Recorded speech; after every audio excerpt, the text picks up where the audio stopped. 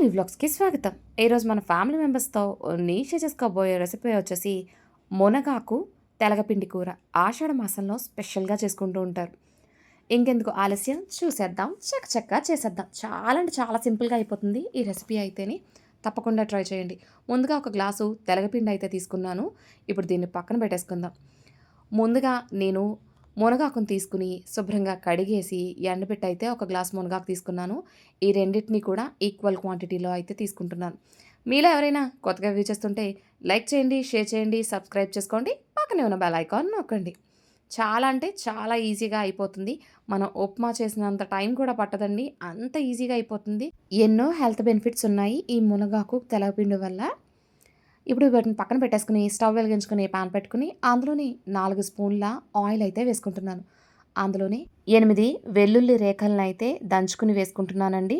అందులోనే 1 table spoon శనగపప్పు, 1 table spoon మినపప్పు వేసేసి వాటిని బాగా ఫ్రై చేసుకుందాం.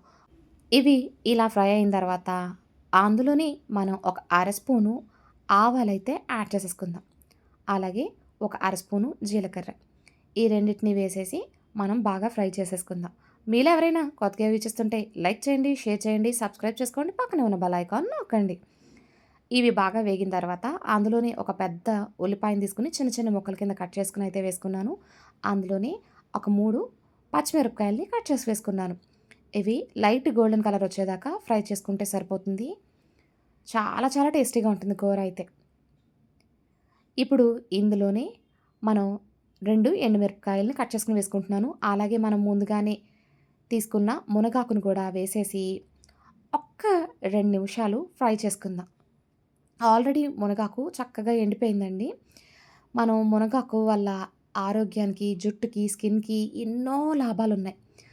ఉత్తినే తినమంటే తినం గానీ, ఇలా రెసిపీస్‌లో చేసి పెడితే గనక పిల్లల నుంచి పెద్దల వరకు అందరూ చాలా బావుందని, నోటికి రుచిగా ఉంటుంది కాబట్టి మరింత ఇష్టంగా తింటారు. ఇప్పుడు అందులోనే రుచికి సరిపడగా ఉప్పు, ఒక పావు స్పూను పసుపు, అలాగే ఒక అర స్పూన్ కారం వేసేసి ఒక నిమిషం మనం కలుపుకుందాం. చాలా చాలా బావుంటుంది. తప్పకుండా ట్రై చేయండి. మీకెలా కుదిరిందో నాకు కామెంట్ రూపంలో అయితే కామెంట్ చేయండి.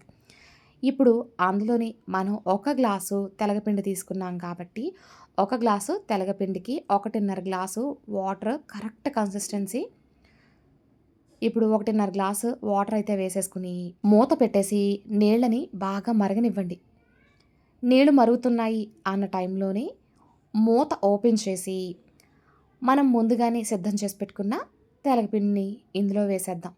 ఎక్కడా ఉండంటూ లేకుండా మిక్స్ చేసుకోండి. చాలా సింపుల్‌గా అయిపోతుంది.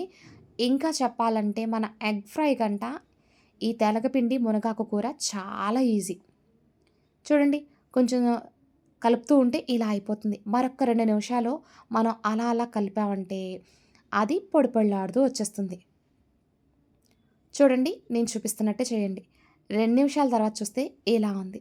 ఇప్పుడు స్టవ్ ఆఫ్ చేసుకొని సర్వ్ చేసుకోవడమే. Thank you for watching.